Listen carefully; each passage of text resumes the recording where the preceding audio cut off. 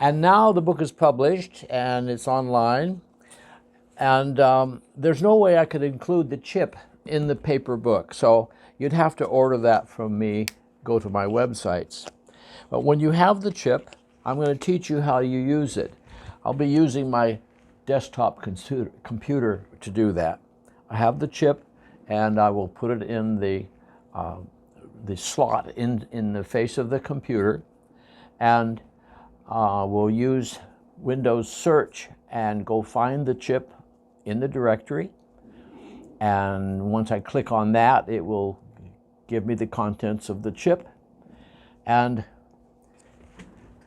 then I go back to the book and I pick out any of the 8 characters at the top of any of these directors.